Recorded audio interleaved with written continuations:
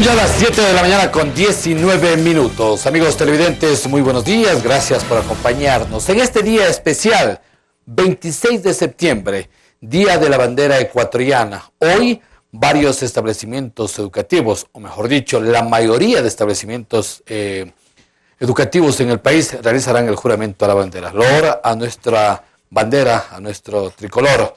Y gracias por tenernos siempre al frente y luchando por esa bandera ecuatoriana.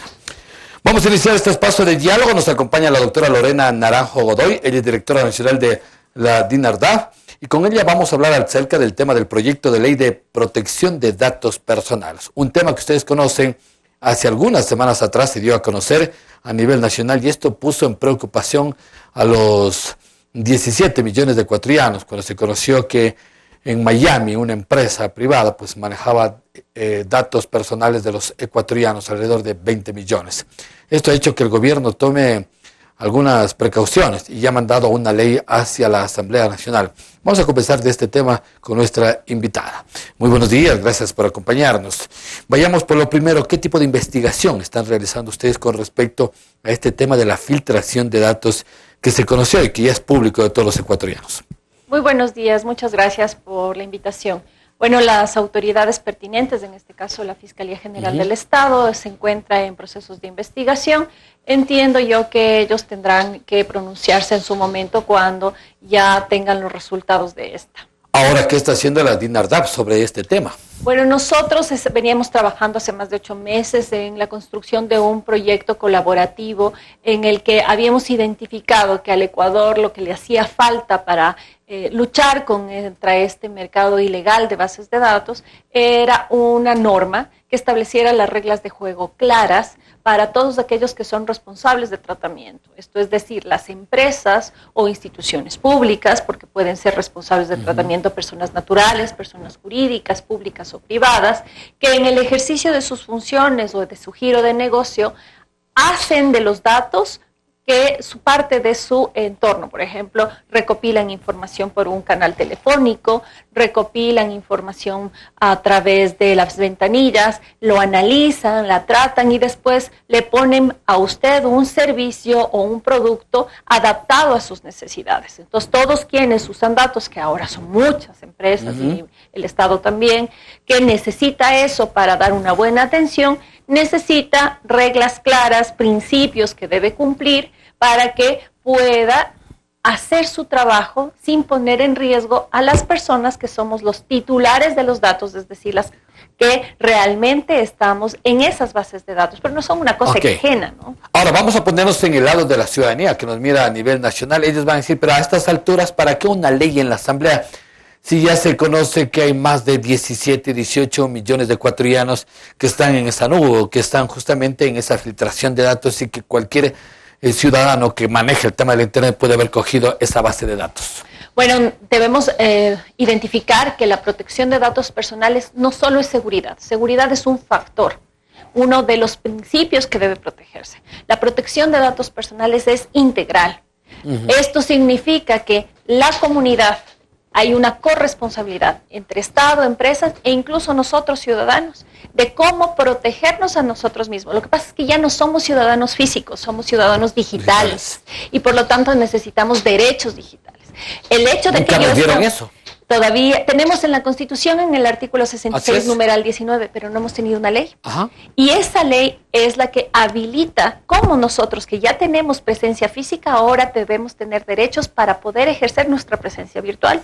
Poder saber que si una base de datos tiene un dato incorrecto, ese dato yo puedo reclamar y decir que me borren y me corrijan y me lo actualicen, lo pongan adecuado a la realidad. O si es que un dato no debió haber sido nunca recogido porque yo no di mi autorización, que se elimine de la base de datos. Porque resulta ser que si un dato es incorrecto, usted puede no tener acceso a un crédito, no tener acceso a educación o perdió una beca. ¿Por qué? Porque no necesariamente los datos están adecuadamente producidos. Nunca les dieron a conocer eso a los ciudadanos. Es parte de cómo nos ha faltado el tema de información. De esta cultura de protección. ¿Deben pasar las cosas para poder tomar reacción o acción? deberíamos actuar de forma preventiva. Nosotros veníamos, ¿no?, trabajando en este proyecto precisamente por la institución donde yo trabajo se manejan registros y los registros tienen datos públicos y datos personales. Pero y la DIGNATAP no es nuevo, tiene muchos años. Y nosotros trabajamos en registros mercantiles y registros de la propiedad en concurrencia con los municipios y por eso nos dábamos cuenta que nos hace falta una norma porque somos responsable de tratamiento más. Pero tenía que pasar este problema para poder mantener o mandar una ley a la Asamblea para poder fijarla. Se ha vuelto prioritario. Mientras nosotros era un esfuerzo de un grupo de personas que sabíamos lo que era importante, ahora al producirte esas situaciones, ya el resto de la comunidad, el resto de la sociedad se da cuenta de la importancia y ya comparte ese interés y ahora lo prioriza. Sí, pero todo el mundo ya sabe que esa información está filtrada, que todo el mundo tiene. Se podría preguntar al ciudadano, ¿y para qué a estas alturas no una ley? Porque es indispensable, para que no le sigan llamando por teléfono sin que usted dé la autorización, para que sus datos no sigan difundiéndose innecesariamente, porque usted tiene el derecho a conocer quién tiene sus datos y para lo que está usándole, para que si tiene un dato incorrecto, que por ejemplo no le deja tener acceso a un trabajo, porque en lugar de constar una licencia tipo B, usted tiene una licencia tipo A, porque la base de datos es incorrecta. Porque como ayer me pasó que llamaron por teléfono a una radio y me preguntaron que un señor tiene la condición de patrono y está debiendo un dinero, e incluso le están coactivando porque en la base de datos aparece como deudor y no lo es porque ni siquiera se ha inscrito alguna vez ni ha tenido empleado. Todas esas realidades que le están pasando a la gente de cotidiano y que nosotros no sabíamos por dónde reclamar. Bueno, ¿y para qué se creó y quién tiene acceso a ese tipo de información? Todas las instituciones públicas o privadas tienen bases de datos a su cargo, porque trabajan con eso de diario.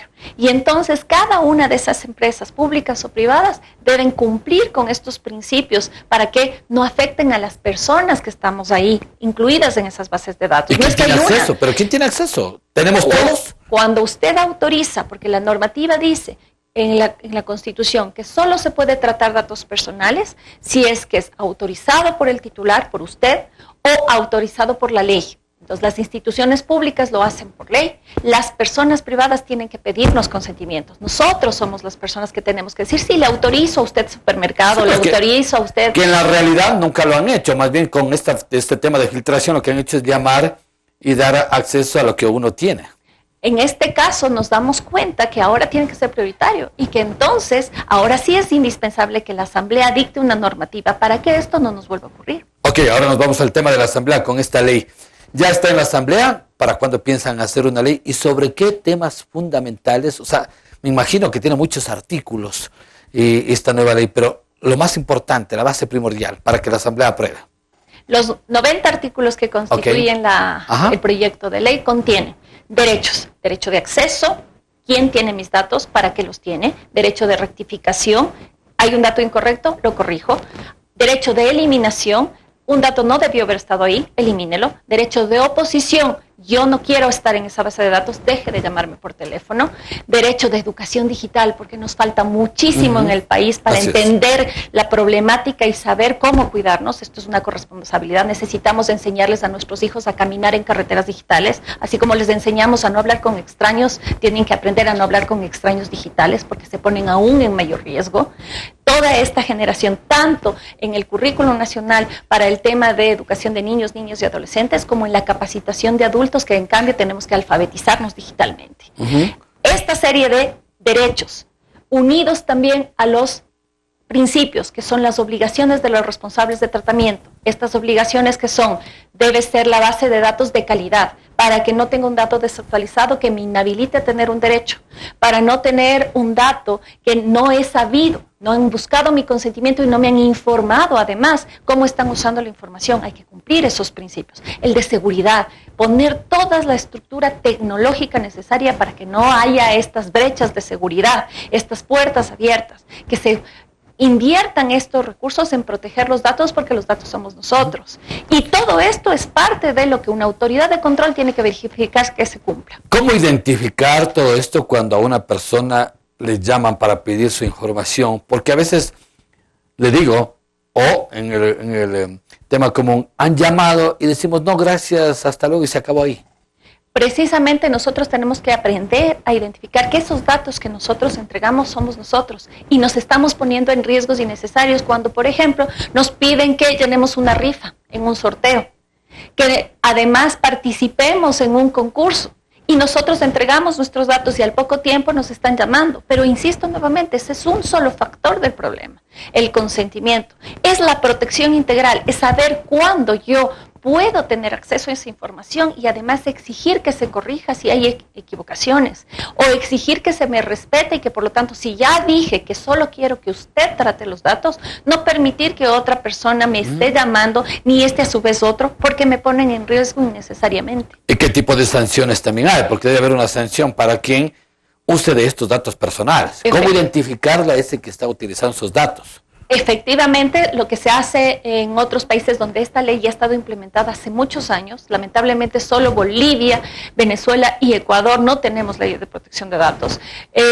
Colombia y Perú tienen leyes de protección e institucionalidad que ya funciona bastante bien para proteger esto, ya trabajan en esta educación digital, además ya las empresas han permeado, ya saben cómo el de la ventanilla debe atender para recopilar de forma adecuada, el que le llama por teléfono también, el que le da el servicio, todos ya saben en sus protocolos de trabajo cómo hacer un respetuoso tratamiento de los datos de la persona, mejora la relación, transparenta la relación entre Estado y ciudadanía y además entre el usuario, consumidor y las empresas.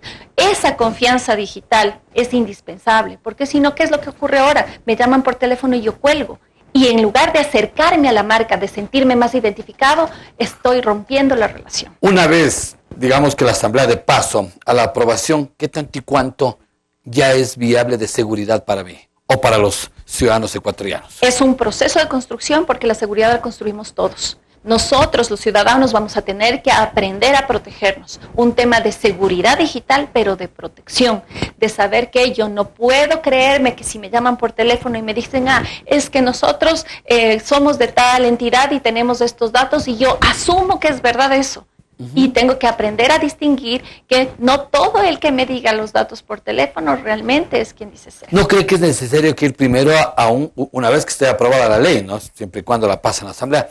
Era un tema de cultura ciudadana sobre este tema, porque la mayoría va a decir, ¿para qué me sirve a mí?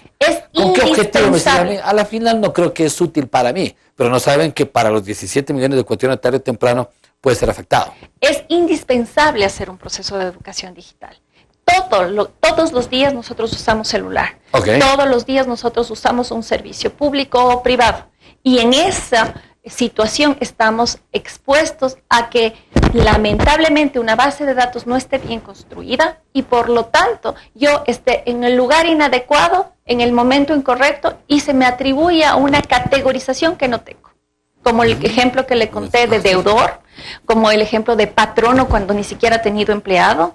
Y después, los recursos económicos que le toca a esa persona gastar para poder defenderse en juicio diciendo, yo nunca he tenido un empleado, no debería estar en esa base, no soy deudor, o debería estar ahí porque me gané la beca, porque mi puntaje es correcto, porque tengo una solvencia económica y necesito tener un crédito en la casa.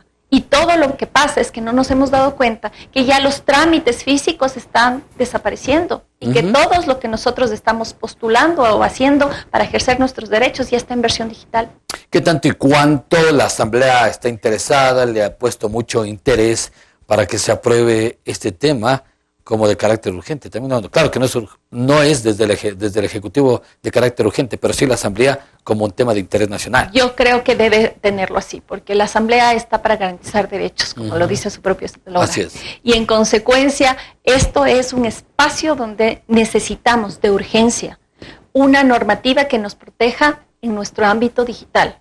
Si Latinoamérica somos de los pocos que no ha hecho esa reflexión, todos estos otros países nos llevan ventajas competitivas para los productores de software, competitivas para las empresas que ya saben cómo tratar al usuario, pero también desde la perspectiva de protección de derechos de las personas, de que cada uno de nosotros sepa qué hacer y qué no hacer cuando usa tecnología. Muy bien, y para finalizar, tenemos un tema justamente en redes sociales. Dice, ¿por qué tuvo que estar en Miami y no en el Ecuador este tema de los datos de los cuales están hablando? Esa es otra de las problemáticas, ¿no es cierto? Si nosotros aquí tuviéramos una normativa de protección de datos personales, en el registro en el que se determina qué contiene esa base, con qué finalidad se obtuvo, también se tiene que determinar dónde está y con qué niveles de seguridad, para que una autoridad de control pueda verificar por qué están en determinados sitios cuando no lo deberían estar. Ok, y la última inquietud, ¿no? Gracias a la gente que se ha comunicado a través de redes sociales. Ayer anunciamos que iba a estar aquí nuestra invitada, la doctora Lorena Naranjo, y rápidamente han dado a conocer, dice, en caso de ser afectado, ¿a dónde tengo que acudir a denunciar? Acudir a denunciar. En este momento que no tenemos normativa de protección de datos, lamentablemente a la Fiscalía. Ese es el único reducto que tenemos, que es una normativa penal. Pero no se olvide que la normativa penal es reactiva y lo que busca una normativa de protección de datos personales es ser preventiva, evitar que el daño se produzca y no, lamentablemente, mirar solo cuando los hechos ya se han consumado. Muchísimas gracias a nuestra invitada esta mañana, la doctora Lorena Naranjo Godoy, directora nacional del DINARDAV, ha estado junto a nosotros. Hemos dialogado el proyecto de ley de protección de datos de personas que consta en la Asamblea Nacional y hay que aprobarlo. Ahí está el pedido entonces a los asambleístas. Y gracias a quienes se han comunicado a través de nuestras redes sociales con algunas preguntas e inquietudes. Nosotros